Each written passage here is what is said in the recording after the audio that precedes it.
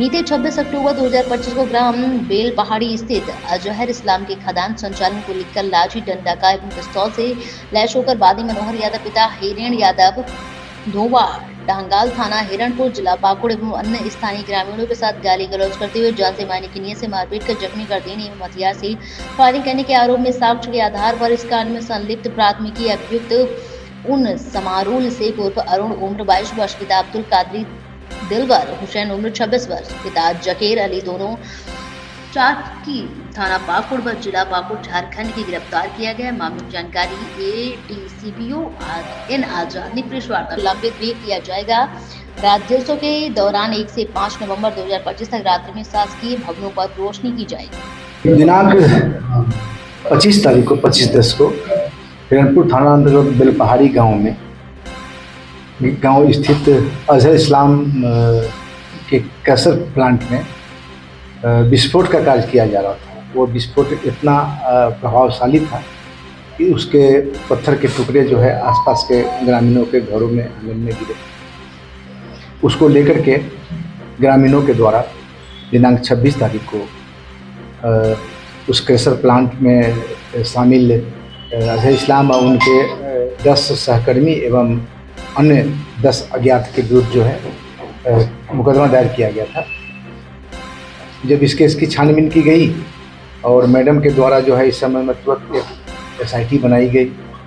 SIT के द्वारा त्वरित कार्रवाई करते हुए इस कांड में शामिल अजहर इस्लाम के जो मायने का काम देखते हैं अंसारुल शेख और जो उनका मैनेजर है दिलवर हुसैन, दोनों चांचकी थाना मुफस्सिल के रहने वाले हैं, दोनों को गिरफ्तार किया गया। और गिरफ्तार के पश्चात आज उन दोनों को जो है उचित अभिरक्षा में न्यायालय भेजा जाएगा। नहीं, अभी तक जो है इस मामले में किसी तरह की कोई जब्ती नहीं हुई है, किसी तरह का कोई हथियार की जब्ती नहीं हुई है। इस कांड में अभी और करीब 10 से ज़्यादा एक्यूज बाकी है जिनकी गिरफ्तारी का प्रयास किया जा रहा है और बहुत जल्दी गिरफ्तार कर लिया जाएगा। और इस संबंध में स्पष्ट रूप से उपायुक्त महोदय और एसपी महोदया का निर्देश है कि ब्लास्टिंग के मामले में या इलीगल माइनिंग के मामले में जीरो टॉलरेंस है।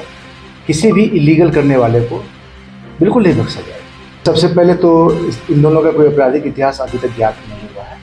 और जहाँ तक गोली चलाने की बात है तो वो वीडियो फुटेज हमें भी कुछ स्रोतों से प्राप्त हुए हैं, उसकी तहकीकात की जा रही है और ये अनुसंधान का विषय है। जब हम इसके सत्य तक पहुँच जाएंगे तो फिर हम आपसे शेयर करेंगे। संचालक का भी इस केस में नाम आया है और हम अनुसंधान कर रहे हैं और बहुत जल्दी उनकी संलिप्तता पाए जाने पर उनकी गिरफ्तारी की जाएगी। विशुद्ध रूप से कैसर प्लांट में ही रहते थे। जैसा मैंने पहले बताया कि अंसारुल उनके माइनिंग संबंधित सारे कार्यों को देखता था और दिलवर जो है उनका मैनेजर था और दोनों मुख्य रूप से वहीं रहा।